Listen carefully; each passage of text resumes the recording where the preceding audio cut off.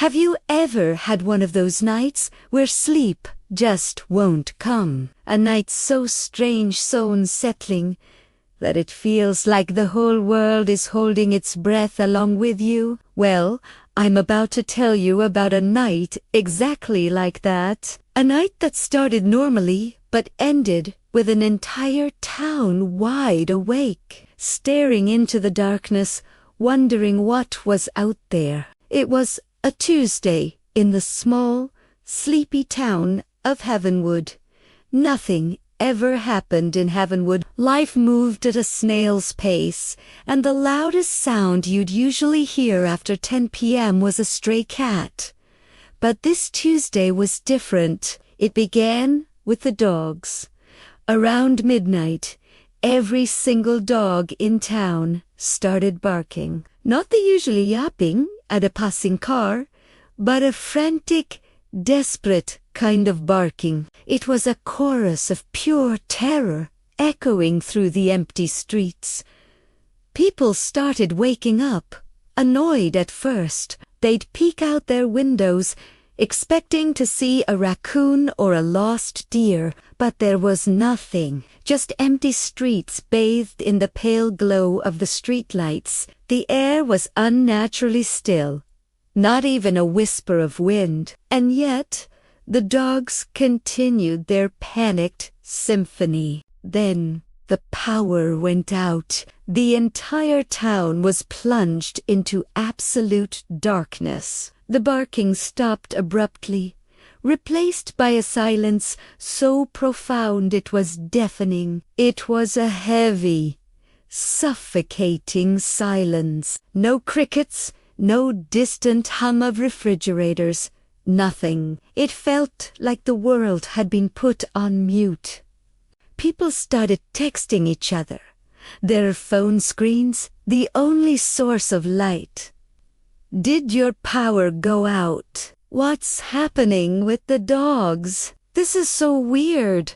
The messages flew back and forth, a digital web of shared confusion and growing fear. That's when the first person saw it. Old Mrs. Gable, who lived at the edge of town, called her son in a panic. She was whispering, her voice trembling. She said she saw something moving in the field behind her house, something tall and thin, moving in a jerky, unnatural way. It wasn't an animal. It wasn't human. Her son tried to calm her down, telling her it was just her eyes playing tricks in the dark. But then other reports started coming in. People saw figures standing at the edge of their yards, just beyond the reach of their phone flashlights. They were described as impossibly tall and slender, with limbs that seemed too long for their bodies. They didn't move aggressively. They just stood there, watching.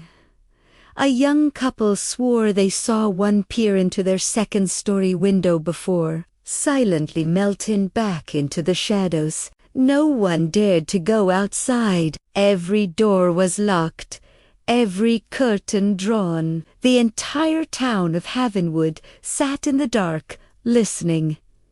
And what they heard was worse than the silence. It was a soft, rhythmic tapping. It came from all directions at once. Tapping on windows, on doors, on rooftops, a gentle, persistent sound, like a patient finger trying to find a way in. Tap, tap. It went on for hours. The police were flooded with calls, but they were just as trapped and terrified as everyone else. Their radios were dead. Their cars wouldn't start. There were just men in uniforms, huddled in a dark station, listening to the same incessant tapping. As dawn approached, the first hint of gray light stretching across the horizon, the tapping slowly faded away. And just as the sun broke over the hills, the power surged back on. The lights flickered to life, the clocks started blinking, and the world seemed to reboot itself. People cautiously opened their doors. The town looked exactly the same. No broken windows, no footprints, no sign of anything unusual, except for one thing. On every single door and every single window pane in Heavenwood, there was a single, long, thin scratch mark. No one in Heavenwood slept that night, and no one has ever been able to explain what happened. The event was officially recorded as a mass power outage coupled with widespread hysteria. But the residents know what they saw. They know what they heard. And every time the sun goes down, they can't help but feel a chill, wondering if the tall, thin visitors will ever return to finish their gentle tapping. Thanks for watching. If you have a story about a strange night in your own town, share it in the comments below. And don't forget to like and subscribe for more chilling tales. Stay safe out there.